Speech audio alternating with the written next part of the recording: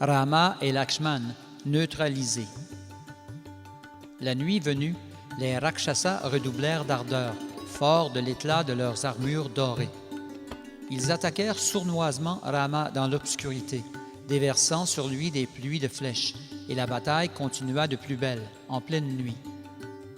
Angada détruisit le char d'Indrajit et tua son conducteur.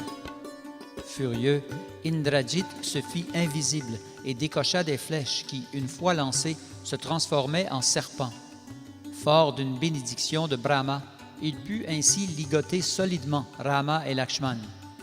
Rama et Lakshman, temporairement neutralisés, dépêchèrent 10 singes, dont Angada et Hanuman, pour trouver Indrajit, toujours invisible dans l'espace. Comme ils sautaient dans les airs à sa recherche, Indrajit les transperça de plusieurs flèches, puis dirigea ses traits vers Rama et Lakshman, qui saignaient abondamment de partout, plaies béantes. Indrajit leur dit, « Ô Rama et Lakshman, personne ne peut me voir, même Indra. Je me ferai un plaisir de vous envoyer tous les deux à la demeure de Yamaraj. » Rama échappa son arc et Lakshman s'évanouit, tellement leur corps était couvert de blessures sanglantes. Indrajit et les Rakshasas se crurent alors victorieux et partirent annoncer la nouvelle à Ravana. Sugriva et Vibhishan en profitèrent pour s'avancer là où gisaient Rama et Lakshman, dans une mare de sang, inconscients et respirant à peine, toujours ligotés par les serpents d'Indrajit. Pendant ce temps, Indrajit annonçait à son père que Rama et Lakshman avaient été vaincus. Fou de joie, Ravana étreignit son fils et lui demanda de lui raconter comment il avait eu raison des deux frères. Indrajit répondit, « Pendant que j'étais invisible dans l'espace, j'ai ligoté Rama et Lakshman avec mes flèches en forme de serpent. Puis je les ai criblés d'une quantité innombrable de mes flèches pointues.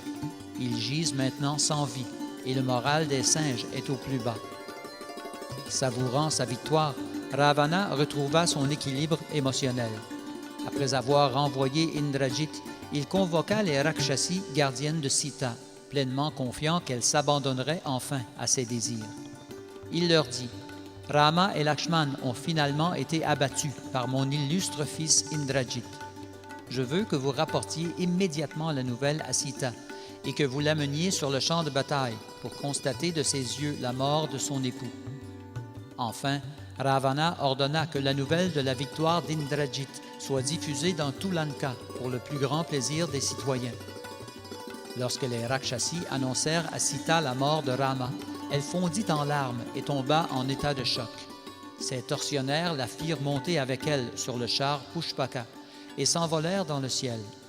Survolant le champ de bataille, Sita voyait clairement les singes et les Rakshasas morts, mutilés.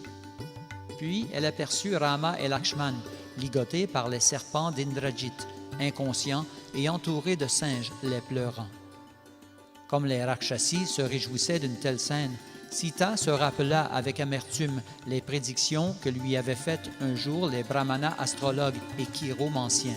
« Ô princesse, tu auras des enfants et jamais ne souffriras d'être veuve.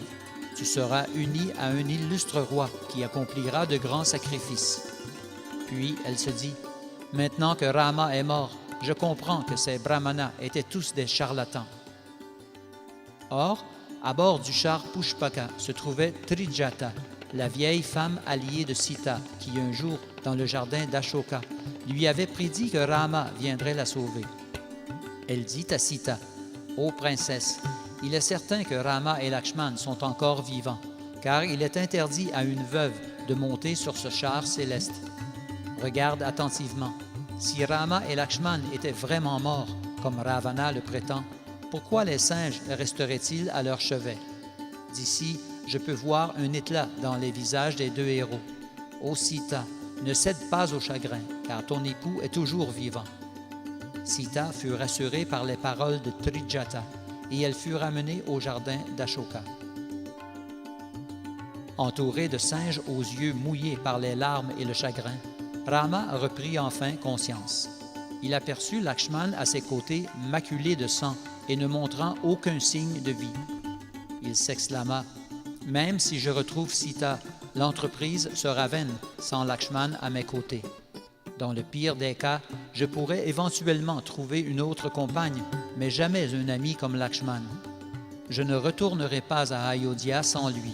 S'il est mort, je mourrai aussi.